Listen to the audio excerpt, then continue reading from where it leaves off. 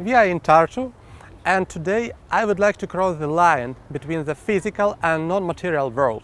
A big part of our everyday life depends on our environment, inside the cities and beyond. How do you feel about the safety in your neighborhood on your way home in the late evening? Where would you like to have a hiking trip next weekend? Which cafes have the best summer terraces? How many tourists visit beautiful Estonian wetlands and forests from month to month? These questions are important not just for general statistics. Society needs responses to these questions because they help understand life problems in cities and provide evidence of people behavior in a rapidly changing environment.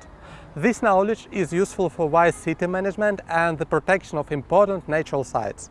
While the most common way to get such information is to conduct some sociological survey and ask people about their preferences and values, it's efficient only within a limited territory and highly depends on subjective responses. Moreover, surveying is rather intrusive and labor-consuming. In our digital world, researchers more and more benefit from the analysis of our digital footprint. All kinds of media files, including photographs, video and text, posted online by millions of social media users in public access. These media files in Twitter, Flickr, Kontakte often have geographic coordinates if one takes a photo with GPS enabled on his or her smartphone or indicates the location manually, like in Instagram or Facebook. Based on the number of photographs, videos and texts posted in particular places, it's possible to study their popularity. Photographs usually show something interesting and important for people. People first choose the place to come, then select where to take the photograph, and only some photographs are finally shared. For example, let's see the density of Flickr photographs taken during the last 10 years in Estonia. Tallinn is the most popular city. Its historical center is always photographed regardless of year or season. However, taking photographs in remote parts of Tallinn and its surroundings strongly depends on summer. The same applies to Tartu, the second popular city.